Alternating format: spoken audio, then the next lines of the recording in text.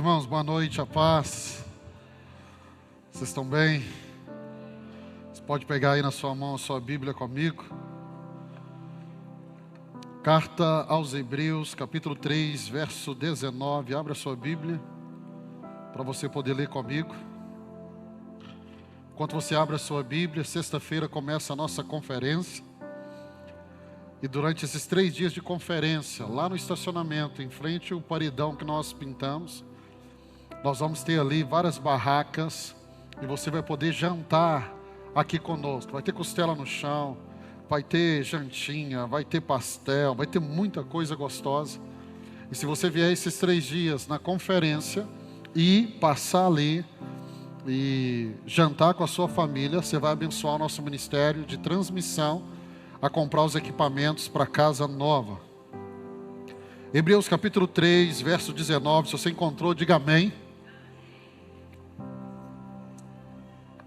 A palavra do Senhor diz assim: vemos, pois, que não puderam entrar por causa da incredulidade.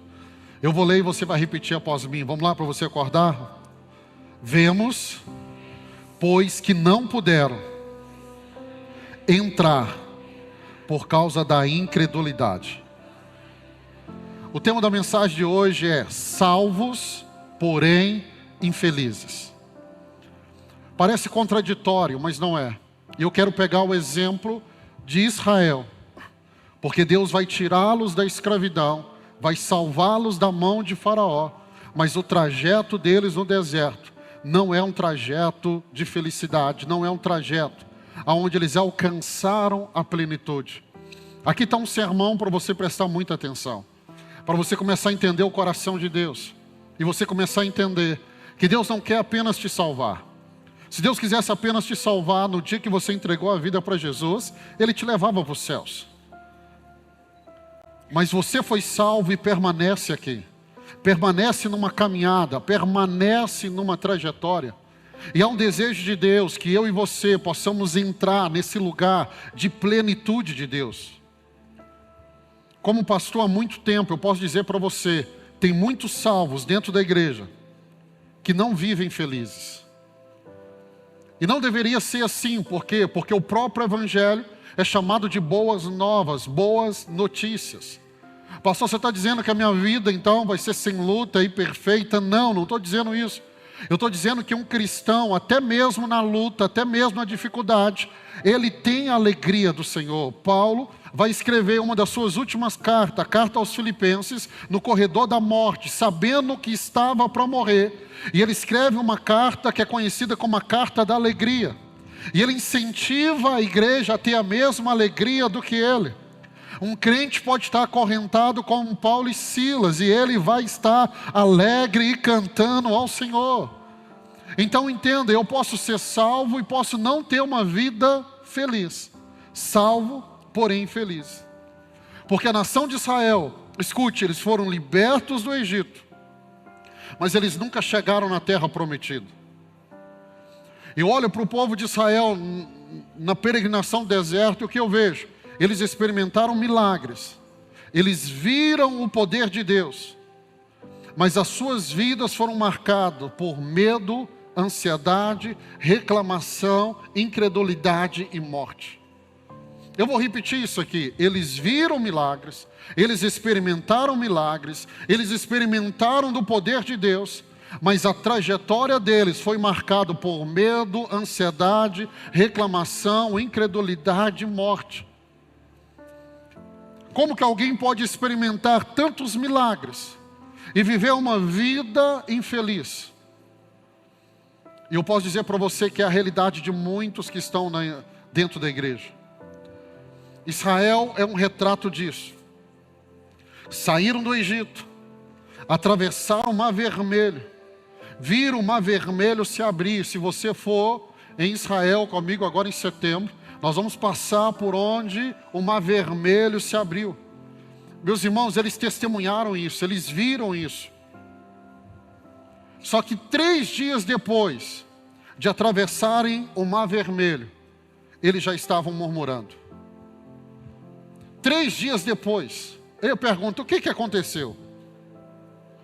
Por que um povo que vê tanto poder atravessa o mar vermelho com o pé a seco, 3 dias depois eles estão murmurando? E eles vão morrer no deserto. Hebreus capítulo 3, ele está falando desse momento da história de Israel no deserto. E ele vai dizer que o povo, por causa da incredulidade, vai morrer no deserto. E não vão experimentar a plenitude, porque a plenitude para eles era entrar numa terra que manava leite e mel. Então eu posso ser um cristão que estou experimentando da salvação, estou experimentando o milagre, estou enxergando, estou percebendo o que Deus está fazendo. Mas por causa de uma escolha, de uma decisão, eu não chego na plenitude que Deus tem para mim. Hoje o que eu quero dizer para vocês, meus irmãos, que muitos estão vivendo essa realidade. São salvos, mas estão vivendo no deserto da infelicidade. São salvos, mas estão vivendo no deserto familiar. São salvos, mas estão vivendo no deserto financeiro.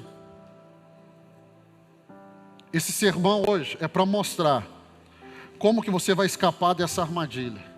Como que você pode entrar na plenitude da vida que Deus tem para você. Me ajuda a pregar, fala com esse irmão, fala com ele hoje. Você tem a opção, a escolha de entrar na plenitude que Deus tem para você. O Salmos 16, verso 11. Salmo 16, verso 11. Falando de Deus. Tu me farás ver os caminhos da vida. Na tua presença há plenitude de alegria. Na tua destra, delícias perpétuas. Ei, quem está falando é a palavra de Deus. Na presença do Senhor, há plenitude de alegria. Então, na presença de Deus, há um lugar pleno aonde eu posso acessar. Eu queria caminhar com você com alguns pontos. Hoje são vários pontos. Primeiro deles, o milagre de hoje não garante a fé de amanhã. Presta atenção nisso. O milagre de hoje não vai garantir a fé de amanhã. A nação de Israel viveu talvez um milagre que eu e você nunca vamos viver, de ver o mar vermelho se abrir, atravessar o mar vermelho com o pé a seco, ver o mar vermelho se fechar e todo o exército de Faraó ser destruído. Mas o que nós vamos ver? Hebreus 3, verso 13 ao 15 diz assim: ao contrário, encorajem uns aos outros todos os dias. Fale comigo assim, todos os dias. Olha o que ele está dizendo, que nós devemos ser encorajados todos os dias. A minha mãe, ela dizia assim: angu de um dia só não engorda cachorro magro. Se você é daquele que vem uma vez na igreja, abre a Bíblia só quando o pastor está falando, deixa eu dizer algo para você, você não vai viver plenitude. Porque o conselho que está sendo dado aqui é: encorajem uns aos outros todos os dias. Ele continua: durante o tempo que se chama hoje, a fim de que nenhum de vocês seja endurecido pelo engano do pecado, pois temos sido participantes de Cristo, se nos apegarmos até o fim à confiança que tivemos no princípio. Por isso é que se diz hoje: se ouvirem a tua voz, não endureça o coração de vocês, como na rebelião. Ele está falando de um coração que foi endurecido na rebelião. Qual rebelião? Na peregrinação do deserto.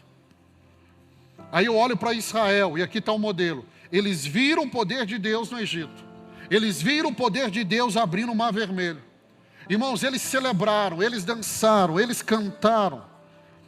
Miriam conduziu eles tocando um tamborim. Imagina a festa diante de um milagre tão grande.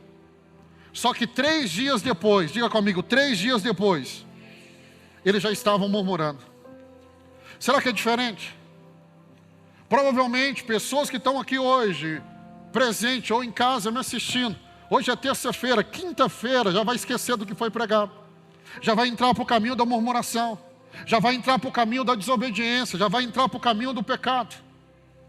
Por isso o conselho, nós devemos ser encorajados todos os dias. Êxodo capítulo 15, verso 22 e 23. Depois Moisés conduziu Israel desde o mar vermelho até o deserto de Sul. durante 3 dias. Irmão, não se passou 3 anos, 3 décadas, se passaram 3 dias daquele milagre, 3 dias daquelas canções, 3 dias daquela celebração. E o que vai acontecer? Caminharam no deserto sem encontrar água. Então chegaram a Mara, mas não puderam beber das águas de lá, porque eram amargas. Esta é a razão pela qual o lugar se chama Mara. E se você continuar lendo, o que eles vão fazer naquele lugar? Murmurar. 3 dias depois do milagre.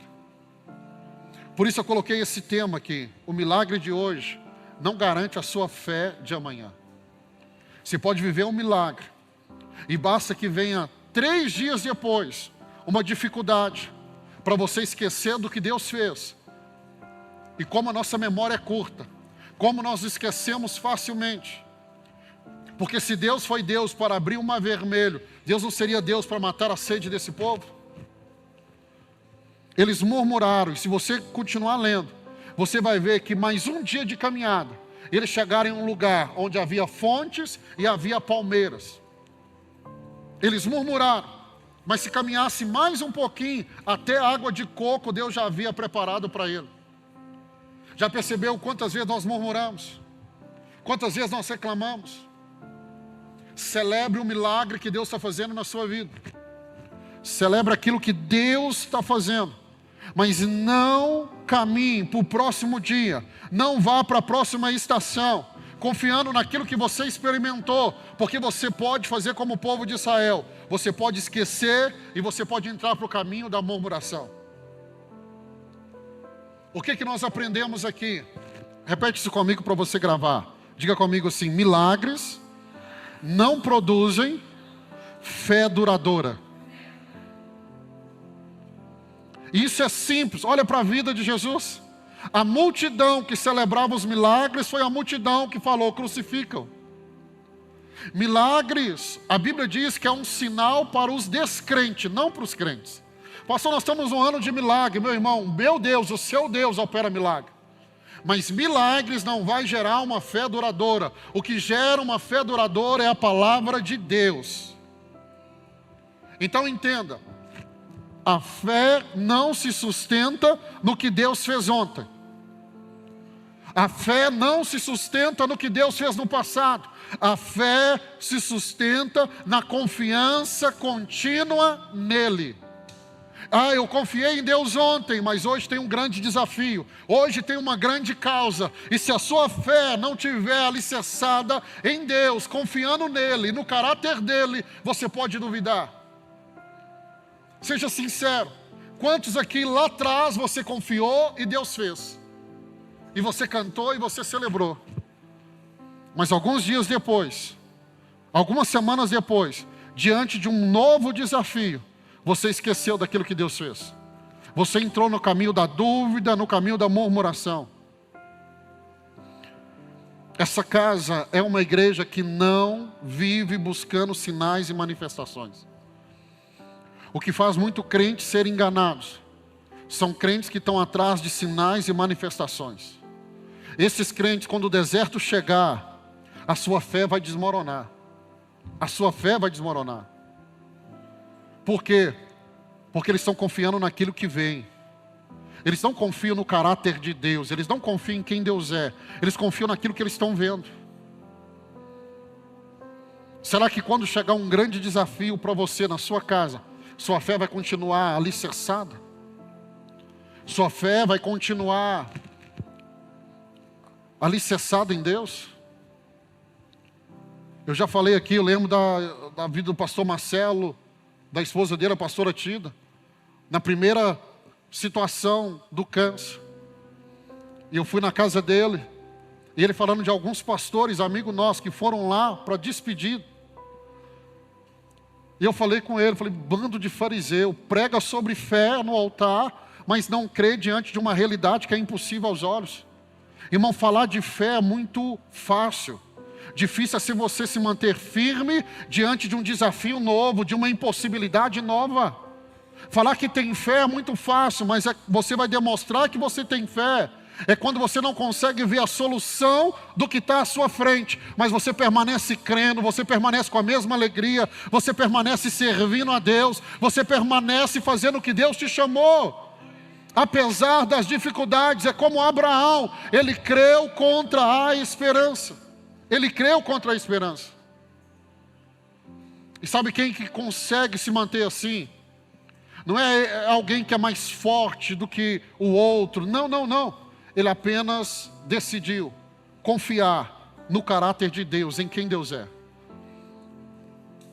Ele pode estar diante da dificuldade, mas ele vai fazer essa declaração: eu sei que o meu Redentor vive, eu sei que ele vai se levantar ao meu favor, eu sei quem Deus é, ele é o mesmo ontem, ele é o mesmo hoje, será o mesmo eternamente, ele não mudou. Fé verdadeira não depende do que sentimos. Fé verdadeira não depende do que enxergamos. A fé verdadeira depende de quem Deus é. Eu posso não estar enxergando nada, eu posso não estar sentindo nada, mas eu caminho. E eu caminho na certeza de quem Deus é. Algumas pessoas têm me perguntado nesse novo tempo, porque é um grande desafio, irmãos. Esse novo momento que nós vamos viver como igreja, e daqui a pouco tempo você vai entrar dentro dessa realidade. E a pergunta de muitos aqui líderes: pastor, o que o senhor sente para tomar essa decisão? Eu falei: não sinto nada, irmão. Não sinto nada, eu só estou caminhando em cima daquilo que eu creio que Deus é, do caráter dEle. A minha confiança está no caráter dEle, em quem Ele é. Eu lembro de uma irmã, uma pastora que chegou e falou assim: pastor, mandaram um recado do senhor, uma mulher de Deus da cidade, mandou dar um recado para o senhor. Eu falei: qual que é o recado? E o recado era o seguinte, que era para desistir do Imagine, porque se eu continuasse, eu seria envergonhado na cidade. Eu falei com ela: fala com essa endemoniada, esse filho de Satanás, Jezabel do inferno. Eu falei com ela: deixa eu dizer algo para você. Se Imagine não acontecer, não vai ser eu que vou ser envergonhado. Foi quem deu essa palavra para mim. Não foi eu que busquei, não foi eu que pedi. Foi Ele que deu a palavra. Deixa eu dizer algo para você. Deus zela para aquilo que Ele fala. Deus zela pelo cumprimento da sua palavra. Quando eu caminho com fé naquilo que Deus é, em quem Ele é, na palavra dEle, meu irmão, eu não vou ser envergonhado. E eu vim aqui hoje dizer para você: você não vai ser envergonhado. Você não tem que crer só no milagre de ontem. Pode crer no milagre de hoje, pode crer no milagre de amanhã. Deus continua realizando milagres na minha vida e na sua vida. Eu não sei você, mas eu não gosto de conversar com um crente que toda hora que ele vai conversar, ele só fala do que Deus fez no passado. Ele não tem um testemunho novo. Se você te sentar na mesa com ele o ano todo, ele volta na mesma história: Deus fez, Deus fez. E ele está sempre falando do passado. Ah, mas eu quero declarar em nome de Jesus: você vai ter milagres no presente para contar. E os milagres que Deus vai fazer vai ser maiores do que o do passado. Escute isso aqui: se a sua fé depende de milagre, você vai morrer no deserto da incredulidade. Sua fé depende da palavra de Deus, e a palavra de Deus revela quem Deus é. Milagre, meus irmãos, vai acontecer na sua caminhada. E esses sinais hão de acompanhar os que creram. Vai acontecer. Mas a minha fé não é baseada no milagre. Não é. A minha fé é baseada na palavra de Deus. Ele abriu um mar ontem, Ele pode abrir hoje de novo. E a segunda coisa que eu queria te ensinar aqui hoje: o coração murmurador nos mantém no deserto. A sua murmuração, a gente não usa muito essa palavra murmuração, então vou trocar ela. A sua reclamação tem mantido você no deserto. Números 14, verso 2. Todos os filhos de Israel murmuraram contra Moisés e contra Arão. Ao olhar para o povo de Israel durante a peregrinação do deserto, nós percebemos algo. O povo de Israel transformou a murmuração em um estilo de vida. Todas as vezes, irmãos, não teve exceção, todas as vezes que eles enfrentavam um desafio, o que eles faziam? Murmuravam, reclamavam. Porque fizeram da murmuração o estilo de vida. O estilo de vida deles não era adoração, era reclamação. Se a adoração promove os céus, a murmuração promove o inferno. Se a adoração promove os céus, a reclamação vai promover o inferno na sua vida. Nós precisamos entender que aquilo que nós declaramos, falamos, a nossa palavra vai atrair. A adoração vai atrair os céus, a murmuração vai atrair o inferno. Aí você vai para Êxodo 16:3. Olha o que eles disseram. Era melhor termos ficado no Egito. Sabe o que é isso? É o povo olhando para o passado com nostalgia. Irmãos, eu me recuso a acreditar que nessa caminhada do Evangelho, e Paulo usa a expressão desse prosseguir, desse caminhar, como um progresso no Evangelho. É assim que ele define. Eu estou progredindo.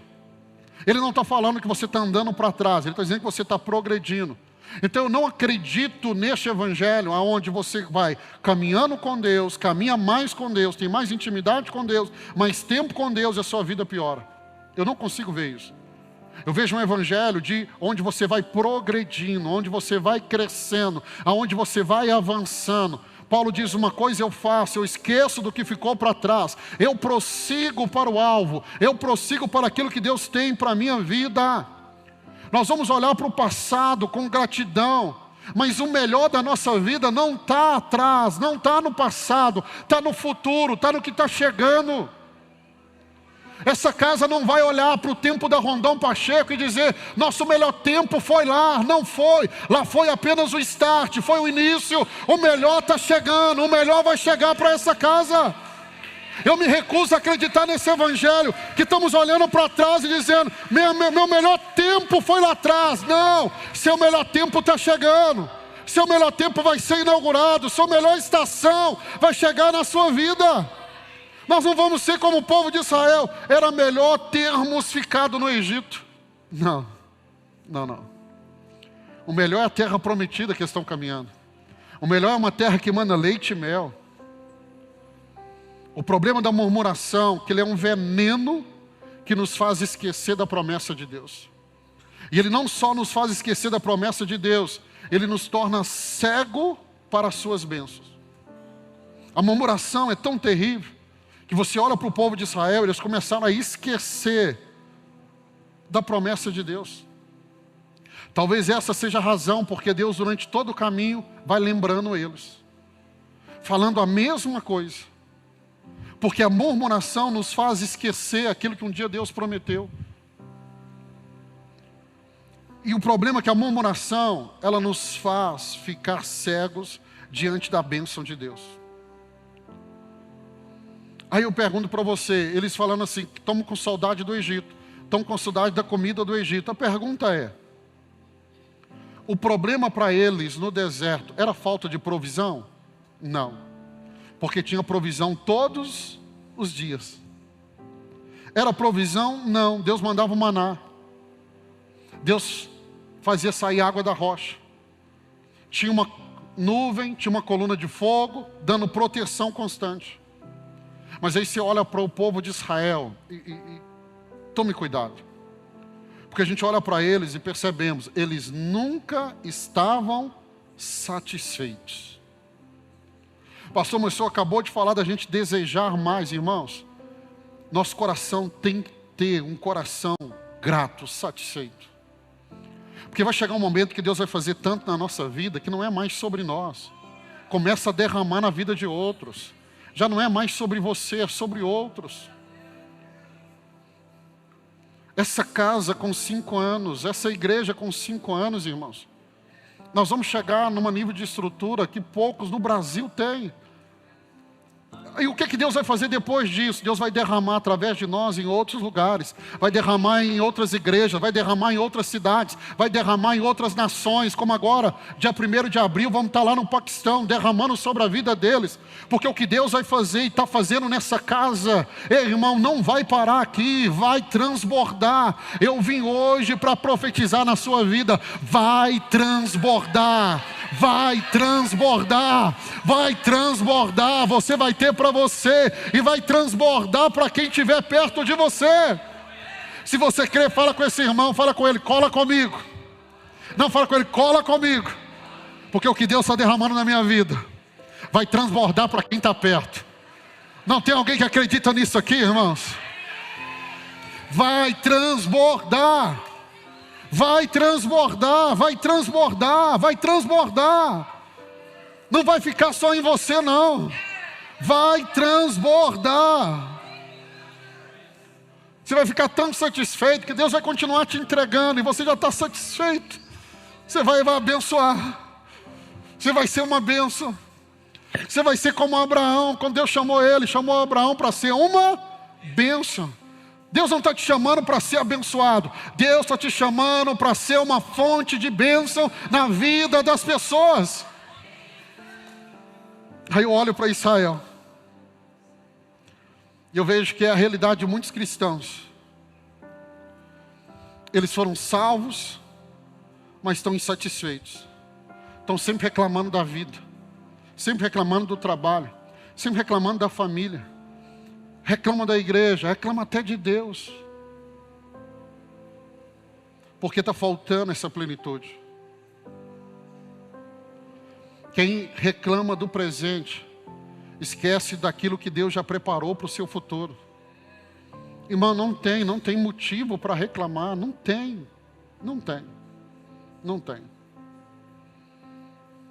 Eu vou completar 25 anos de ministério.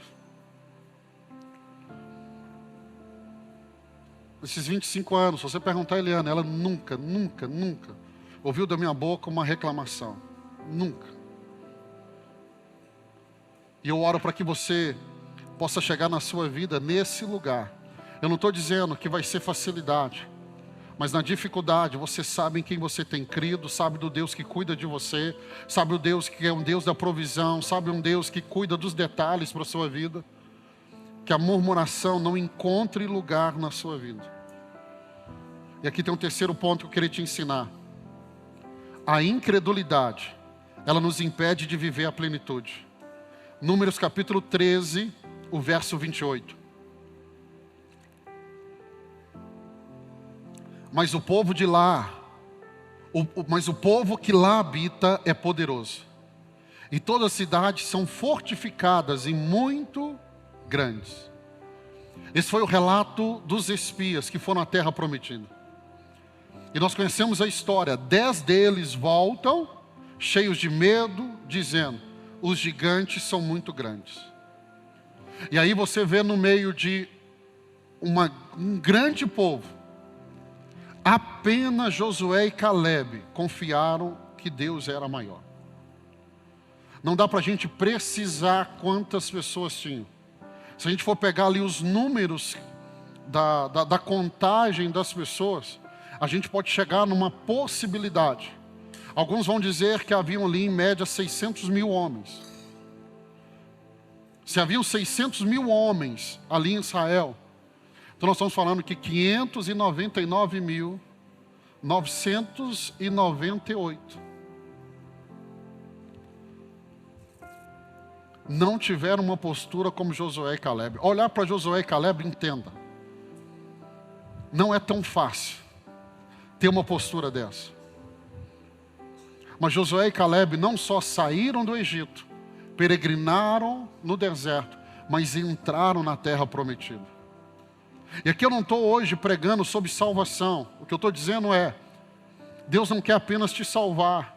Deus não quer apenas tirar você do Egito, mas Deus quer levar você para uma vida plena, aonde você vai desfrutar de tudo aquilo que Deus preparou para a sua vida. E por que que eles não avançaram? O medo. O medo os impediram de avançar. E qual foi o resultado?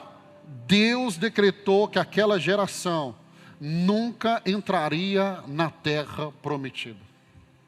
Irmãos, acompanhem comigo, para que a gente chegue no final com a construção bem feita. Deus os livrou do Egito, sim ou não? Deus os salvou da mão de Faraó, sim ou não? Mas o próprio Deus que os tirou do Egito, que os salvou, o próprio Deus que operou tantos milagres, é o Deus que vai dizer, eles não vão entrar na terra prometida. Ah, mas por que que Deus não nos levou? É porque Deus não queria? Porque o mesmo Deus que não levou o povo, foi o Deus que levou Josué e Caleb. Então o problema não está em Deus. está nas decisões que eu e você tomamos. Deus estava chamando eles para algo maior. Mas quantas vezes esse algo maior de Deus nos paralisa?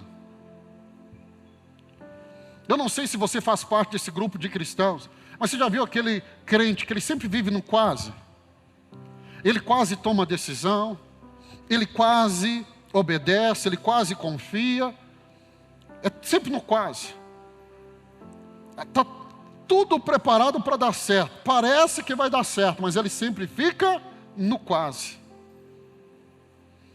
Quando você estuda geografia bíblica, no seminário você vai estudar com o professor Alberto, você vai ver que a nação de Israel ficou dando volta. Se você for avaliar, irmão, quase que eles entraram na terra prometida durante várias e várias vezes naquele trajeto. Mas eu quero profetizar sobre a sua vida. Acabou o tempo do quase. Chegou o tempo do tetelestai, da obra completa, de falar assim, está consumado, foi terminado. O que Deus começou, Ele cumpriu na minha vida. Agora, por que que Israel parou? Por causa da incredulidade. Por que que eles não chegaram aonde Deus queria? Por causa da incredulidade. Irmãos, não se trata de ter ou não ter. Não se trata de crer. Tem pessoas que creem. E porque eles creem, você vai ver na vida deles as coisas acontecendo. O que ninguém fez, ele vai fazer. O que ninguém experimentou, ele vai experimentar. Não é porque ele é melhor do que você, é porque ele decidiu acreditar. Outros pararam na incredulidade. Ele decidiu acreditar. Diga comigo, o problema não eram os gigantes da terra prometida. O problema era a incredulidade deles. Gigante nunca foi um problema, o problema é a incredulidade. A enfermidade nunca foi um problema, a incredulidade sim. O problema não era os gigantes, era a falta de fé. Porque a fala de Caleb é, vamos subir. Não, vamos devorar esse gigante igual nós comemos pão. Já comeu pão? Tem dificuldade? Ele está dizendo assim, nós vamos devorar esse gigante igual devoramos pão. Ele está dizendo, é simples. E por que que ele usa a analogia do pão? Porque era o que eles comiam todos os dias. Ele está dizendo, para mim esse gigante é mais um obstáculo, como todos que eu tenho vencido nesse deserto, porque eu estou alimentando de pão todo dia. Tem gigante que na vida de alguns vem para destruir. Tem outros que quando o gigante vem, ele fica mais forte. O problema não é o gigante, é a sua incredulidade. O problema não é o que está à sua frente, é a sua incredulidade. É a sua incredulidade. É esse que é o problema. Se você resolver a sua incredulidade, meus irmãos, o gigante vai cair diante de você. Então resolve a incredulidade. O problema não é o gigante, é a incredulidade. Eu vou para o quarto ponto. Deus, Ele nos dá o perdão, mas a falta de fé nos exclui da plenitude. Números 14, verso 20 ao 23. O Senhor disse a Moisés, preste atenção nesse versículo. Números 14, verso 20 ao 23. O Senhor disse a Moisés, eu os perdoei, conforme você pediu. No entanto, juro pelo meu nome, que nenhum deles verá a terra prometida. Gente, isso aqui falou tanto ao meu coração. Porque Deus perdoou Israel.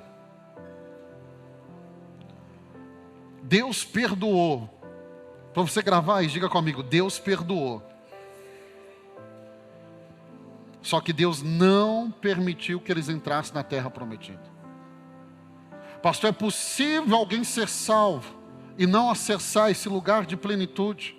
É possível alguém ir para o céu e viver uma vida miserável nessa terra? É.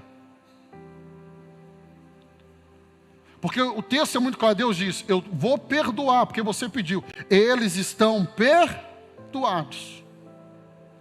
Mas Deus está dizendo, eles não vão entrar na terra prometida, eles não vão herdar o que eu prometi. Pastor, para mim só está perdoado, tá bom, não tem problema, não encontramos lá no céu. Só que o que a Bíblia está nos mostrando de forma tão clara é, o mesmo Deus que quer te perdoar, é o Deus que quer te conduzir para um lugar de abundância. Se eu já recebi o perdão, por que não permitir que Ele me leve a esse lugar? Se eu já recebi o perdão, se eu já fui salvo, por que não desfrutar de tudo aquilo que Ele tem para a minha vida? Por que não permitir que Ele toque na minha vida? Por que não ouvir a Sua palavra? Por que não obedecer e deixar que Ele me conduza a um lugar onde a minha casa vai ser mudada, a minha família vai ser mudada, meus filhos vão ser mudados, a próxima geração da minha casa não vai passar o que eu passei, porque eu vou obedecer ao Senhor e vou mudar o destino deles. Irmãos, eu não quero apenas ser perdoado, eu não quero apenas ir para o céu. Eu quero desfrutar daquilo que Deus está entregando para o seu povo aqui. Eu olho para esse versículo e isso me ensina o quê? Podemos ser perdoados, mas não experimentar a plenitude da vida em Cristo. Podemos ser perdoados e podemos viver uma vida de dúvida, uma vida de medo, uma vida vivendo realidades que não era para você viver. Eu não estou dizendo que Deus não vá perdoar. Eu não estou dizendo que Ele não perdoou. Eu estou dizendo que após o perdão, após a salvação, agora tomem uma atitude de querer viver mais em Deus, de querer experimentar mais em Deus. Permita agora que Ele te salvou, permita agora que Ele te perdoou, permita que Ele te conduza e que Ele vai te moldando a imagem dEle, a estatura dEle. Permita que Ele mexa em estruturas da sua vida, como um dia você permitiu que Ele te perdoasse. Me ajuda aí, fala com o seu irmão, fala com ele, meu irmão. Permita que Deus não só te perdoe, não só toque no seu pecado, mas toque nas outras áreas da sua vida que precisa do toque de poder dEle. Quem está entendendo isso aqui hoje? Porque Israel foi perdoado, Deus diz, Moisés, você pediu para perdoar, e eu estou perdoando, mas eu estou jurando por mim mesmo, eu não vou colocar eles na próxima estação, eu não vou colocar eles na terra prometida. O mesmo Deus que perdoa é o Deus que pode introduzi-los na terra prometida. O mesmo Deus que perdoa é o Deus que pode colocar eles numa nova estação, num lugar de abundância. É triste porque você vê cristãos hoje salvos, mas não desfrutam paz dentro da sua casa. São salvos, mas não desfrutam da alegria. São salvos, mas você olha para a casa deles e você fala assim, meu Deus, não parece a casa de um santo. Você olha para a vida e você fala assim, meu Deus, não é a vida de alguém que nasceu de novo. Há tantas promessas de Deus para mim e para você. E Deus tem prazer em cumprir a sua palavra na minha vida e na sua vida. A vida cristã não é só sobre ser salvo. Não é só sobre isso. Se você tem uma caminhada longa do Evangelho, vou te lembrar, década de 90, 80 e 90. A gente cantava tanto de ir para o céu. A sensação da igreja naquela época, que ela só queria ir para o céu. Só isso. Ei, irmão, você vai para o céu. Você vai morar com Ele, você vai passar a eternidade com Ele. Mas não quer dizer que você tem que viver uma vida aqui tão difícil. Não quer dizer que você tem que viver uma vida sem desfrutar da obra completa de Cristo. Paulo escrevendo aos Tessalonicenses, ele fala que seja conservado até a volta de Cristo, seu corpo, alma e espírito. Isso nos fala de Deus nos preocupando com esse ser total nosso. Não é só com o espírito, não é só com a salvação. Deus quer realizar mais na sua vida. Não é só te salvar. A vida cristã não é só sobre salvação. A vida cristã é viver uma vida em vitória. Irmão, nós temos vitória até na morte. Nós temos vitória até nos momentos difíceis. Porque a minha Bíblia, a sua Bíblia, Romanos, Paulo diz que todas as coisas cooperam. todas as coisas cooperam para o nosso bem. Não basta ser salvo. Deus te chamou para viver uma vida abundante. Permita-se isso. Casais, vocês que estão aqui, permita viver essa vida abundante. Se tiver dificuldade, como igreja, nós temos um Ministério da Família lindo para te ajudar. Nós queremos te ajudar. Nós temos um ministério, Cristãos Empreendedores, para te ajudar. Você pode viver abundância em todas as áreas da sua vida. Irmão, é possível, é possível. Aí eu queria ir para a parte prática. 5. Como sair do deserto e viver na plenitude de Cristo, pastor? Abacuque 2,4 diz, mas o justo viverá pela fé. Como que eu saio do deserto? E como que eu vivo na plenitude de Cristo? Eu te ensino. Primeiro, troque a murmuração por gratidão. Em vez de reclamar, louve. Em vez de reclamar, agradeça. 1 Tessalonicenses capítulo 5, verso 18.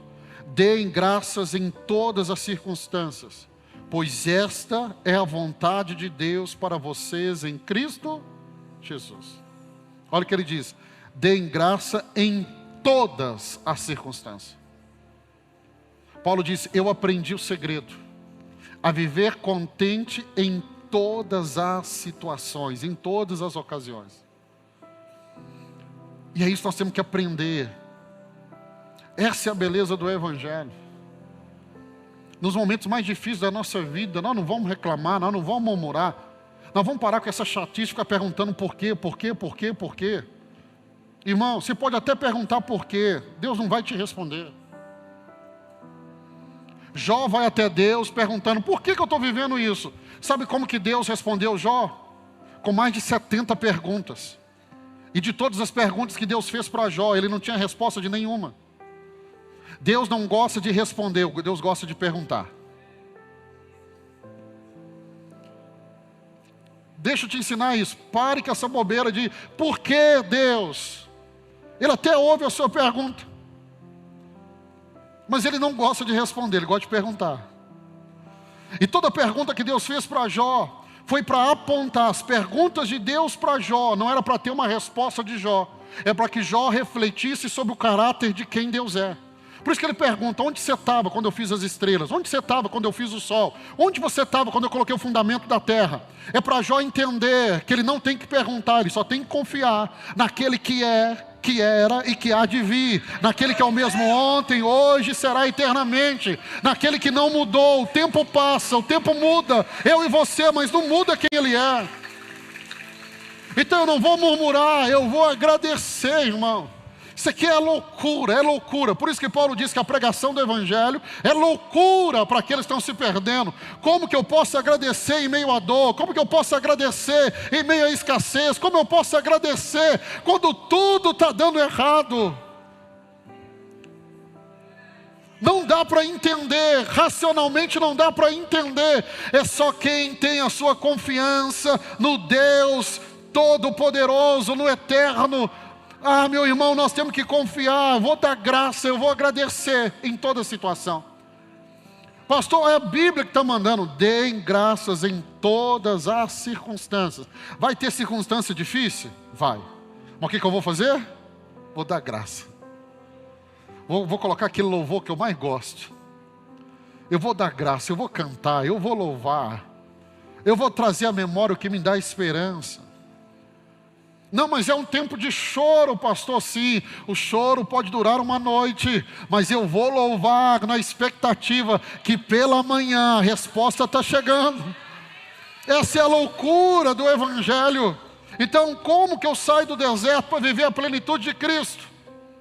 Deixa a murmuração, troque ela pela gratidão. Troque ela pela gratidão. Segundo, confie em Deus, mesmo quando você não entende. Fé é confiar no caráter de Deus. Não é confiar só nos seus milagres, é confiar no caráter de Deus.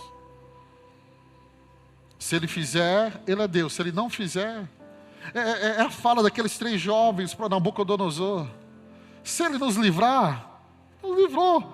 Se Ele não livrar... Mas quando a nossa confiança está nele, irmão, pode jogar na fornalha. O quarto homem está nos aguardando, está nos esperando. Então comece a entender isso, confie em Deus, mesmo quando não entende. Pastor, na maioria das vezes eu vou entender, irmão, você não vai entender quase nada.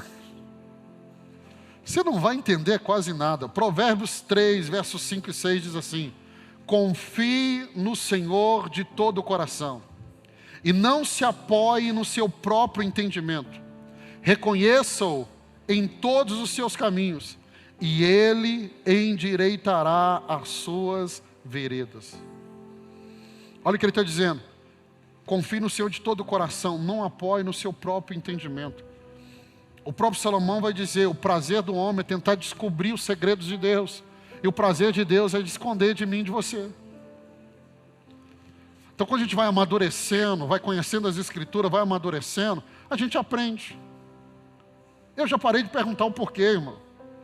Porque eu passei mais de 27 anos perguntando o porquê, ele nunca me respondeu. Agora eu decidi confiar. Estou aqui, Deus, estou indo. Eu confio. Eu confio. Se você perguntar aos líderes aqui, geralmente eles me perguntam algumas coisas. O que eles mais ouvem eu falar com eles, eu não sei. Pastor, qual que é o nosso próximo passo? Falei, não sei, irmão. Estou caminhando com maná de cada dia. Eu não vou caminhar debaixo do meu entendimento. O seu entendimento vai te levar para um caminho de morte. Mas se você confiar nele de todo o seu coração, não importa o que tem no seu caminho, Ele vai te livrar. Ele vai te sustentar. Terceiro, para você sair do deserto e viver uma vida de plenitude em Cristo, lembre-se de quem Deus é. Ele não falhou no passado, Ele não vai falhar com você agora. Ele é o mesmo ontem, Ele é o mesmo hoje, Ele é o mesmo eternamente. Ele não falhou e Ele não vai falhar. Fala isso com o irmão que está do seu lado, ajude ele a ter a fé dele acendida. Fala com ele: Ele não falhou e Ele não falhará. Como que eu saio do deserto para viver uma vida de plenitude? Avança, mesmo com medo. Mesmo com medo. O medo não deve te paralisar, e o medo não pode te impedir de obedecer a Deus. Vai com medo mesmo, mas vai. Vai com medo. Pastor, está dando um frio na barriga. Irmão, frio na barriga me dá todo dia. Mas vai com frio na barriga do mesmo jeito. Vai com medo mesmo. Eu vou esperar o medo passar para mim ir, você não vai nunca. Vai com medo mesmo. Vai com medo, vai com medo, vai com medo. Quando eu olho para a Bíblia, Josué capítulo 1, verso 9, não fui eu que te ordenei a você? Seja forte e corajoso, não se apavore, nem desanime, pois o Senhor, seu Deus, estará com você por onde você andar. Eu gosto muito dessa expressão, por onde você andar. Diga comigo, por onde você andar. Fale com seu irmão: Deus tem prazer de estar com quem está em movimento. Deus tem prazer de estar com quem está em movimento. O medo, uma das características dele é paralisar. Você quer ver Deus com você? Começa a movimentar. Movimento em direção à palavra, movimento em direção à promessa. Começa a dar passos de fé. Deus tem prazer de estar com quem em movimento. Eu poderia chegar aqui e pregar sobre o Espírito Santo e te mostrar do Velho Testamento ao Novo Testamento. Se tem uma característica do Espírito Santo, é que ele está em movimento. Deus tem prazer de estar com quem se movimenta. Eu gosto muito do Evangelho de Marcos, porque na perspectiva de Marcos, que é o Evangelho que ele escreve na visão de Pedro, e Pedro é agitado, Pedro queria fazer algo, Pedro era o primeiro a pular na água, o primeiro a falar, Pedro é agitado. Por isso que o Evangelho de Marcos mostra um Jesus em movimento. Marcos você não encontra grandes discursos, porque Jesus é apresentado ali como boi, como servo, Ele está movimentando, ele está trabalhando, ele está curando aqui, de repente já está em outra cidade, depois ele está na outra, ele está em movimento. Se tem uma das coisas que eu gosto da nossa casa, da nossa igreja, que essa igreja ela sempre está em movimento. Tem sempre algo acontecendo, tem sempre algo acontecendo. Um dia um irmão me parou e falou assim: pastor, melhora a comunicação da igreja, a gente não consegue saber tudo que tem aqui. Eu falei: irmão, nem eu como pastor sei. Imagina você como ovelha. Falei: movimenta com o que você sabe, entra naquilo que está movimentando e vão junto. Nós somos uma igreja que não para, irmão. Eu fico tentando assim imaginar o futuro dessa casa daqui 5 anos. Porque hoje nós estamos em Uberlândia, chegando a alguns lugares. Amanhã que a gente estiver em várias nações, em todos os continentes, cidades, essa igreja movimentando. Ei, irmão, esquece. Você não vai conseguir acompanhar, só movimenta.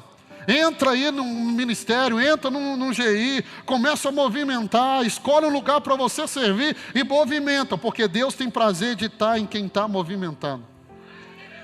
Por isso que o medo não vai me paralisar, o medo não vai me parar, o medo não vai, eu vou continuar me movimentando, porque eu aprendi isso. Quer ver milagres? Movimenta.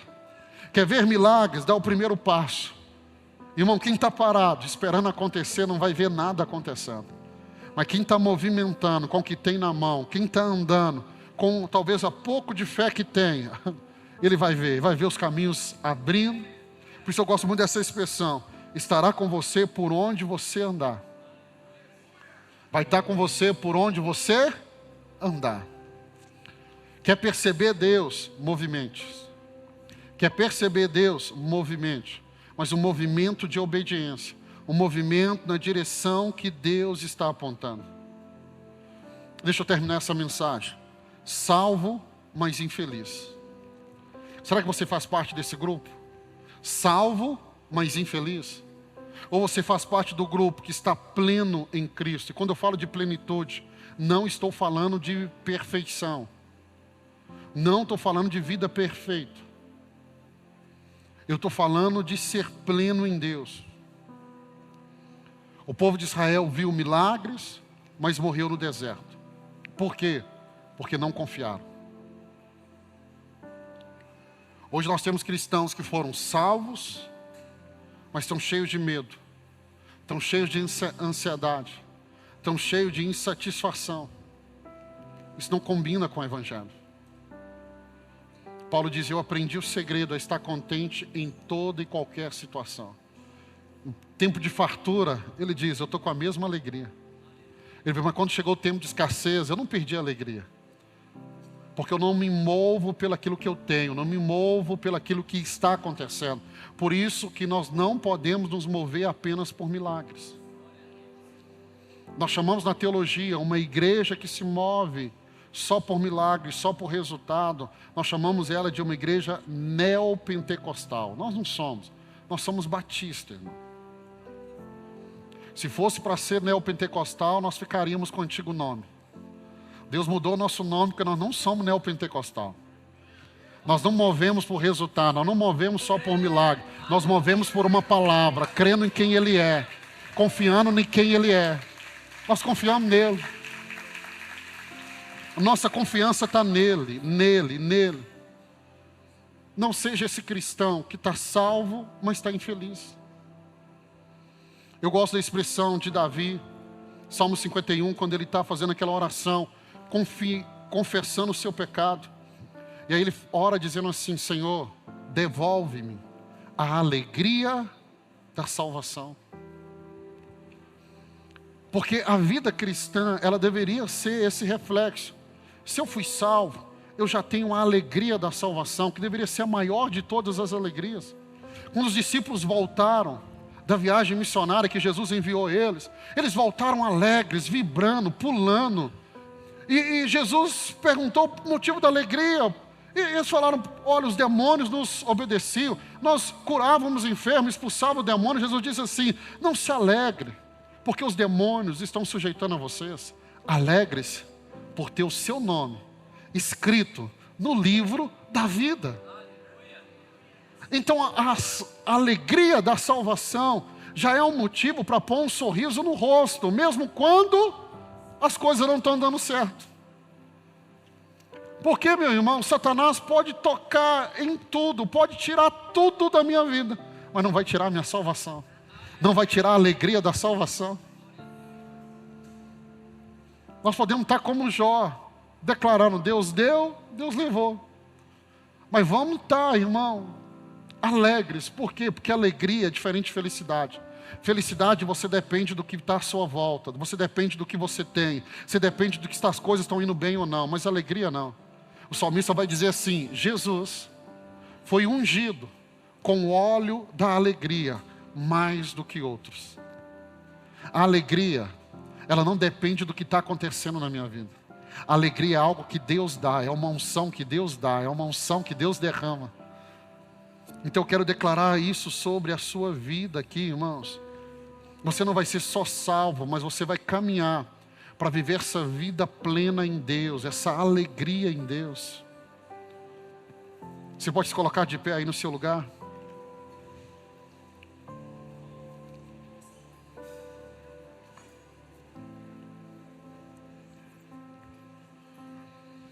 É uma escolha de viver no deserto, de viver na dúvida, ou de confiar plenamente em Deus. Por que que aquele povo não entrou na terra prometida? E aí eu volto no texto que lemos. Vemos, pois, você repetiu esse versículo comigo, Hebreus 3:19. Repete comigo de novo. Vemos, pois, que não puderam entrar por causa da incredulidade. Você prestou atenção nesse versículo quando você leu, eu li ele no começo? Olha o que o texto diz: eles não puderam. Era para ter entrado, eles não puderam. Porque a incredulidade é como se a incredulidade tivesse desabilitado eles a entrar. Olhe para mim, não se trata do que Deus vai fazer, porque Deus já fez. A obra de Deus está completa. Então não se trata do que Deus vai fazer. Deus não está improvisando com você. Amanhã Deus vai ver a sua luta, a sua dificuldade, vai começar a fazer algo novo. Não, irmão. A obra de Deus na minha e na sua vida já está pronta. Efésios capítulo 1, verso 3, Ele já nos abençoou com toda sorte de bênção. A terra prometida para Israel era um lugar físico. Agora, de forma figurada para mim e para você, não é um lugar físico, não é. Mas é um lugar de descanso, de confiança, de alegria em Deus, onde as promessas vão se cumprir. O que eu estou tentando pregar aqui hoje é: pare de sobreviver e comece a viver a boa, perfeita e agradável vontade de Deus.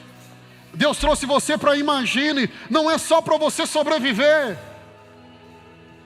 Eu já falei isso aqui algumas vezes, eu vou dizer algo de novo. Não sei quanto tempo de história, de igreja você tem, mas eu tenho uma certeza que 1 ano nessa casa vai tirar você desse lugar de sobrevivência, para começar a viver uma vida plena, uma vida abençoada, uma vida de abundância. Seu cálice vai transbordar. É o que Deus tem para você, é o que Deus quer fazer, é o que Deus deseja fazer. Ah, eu me recuso de ver uma ovelha minha só sobrevivendo, só esperando o tempo da partida. Não me recuso.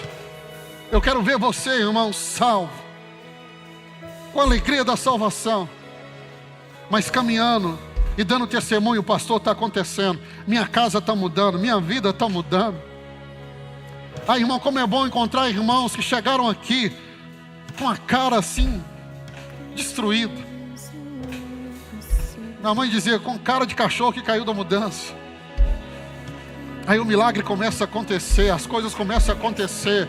Mas eu quero dizer algo para você: olhe para essa igreja, olhe para essa casa, e tenha o mesmo sentimento que essa casa carrega. Nós somos gratos, e Deus conhece o nosso coração, o quanto nós somos gratos, o quanto nós reconhecemos que a bondade de Deus nos alcançou, como nós reconhecemos que não é mérito nosso que estamos vivendo, o que vamos viver, não é mérito nosso, nós damos a Ele a honra, nós damos a Ele a glória, esse lugar é dele,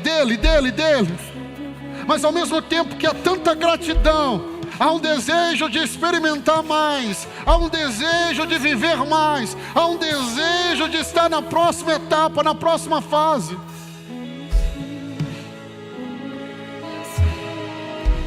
Janeiro. Terminou o culto de domingo. Eu entrei no carro, mas Eliane. E nós estamos tão empolgados com o culto, ainda na adrenalina do culto. Aí ela falou assim: olha, a tia Jo mandou uma mensagem para nós. E eu falei: coloca aí no carro para a gente ouvir.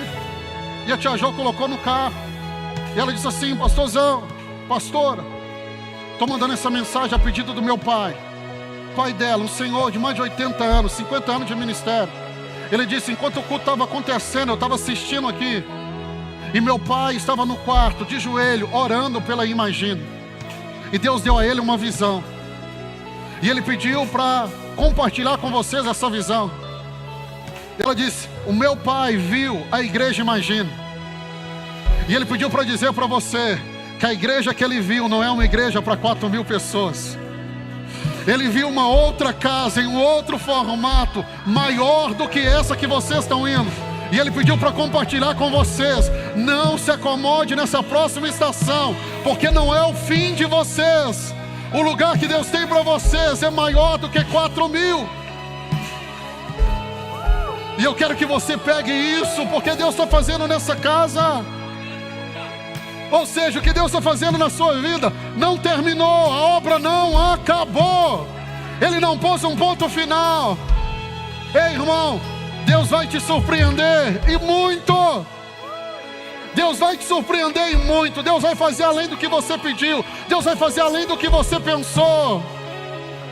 Isso vai acontecer na sua casa, isso vai acontecer na sua vida, isso vai acontecer na sua família.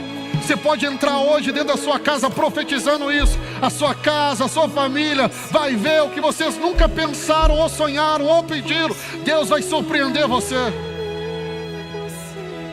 Você pode fechar os seus olhos. Eu vou deixar o pastor Ricardo terminar aqui orando. Você pode aí fechar os seus olhos e adorar conosco. Você pode adorar conosco. Feche os seus olhos e adore conosco.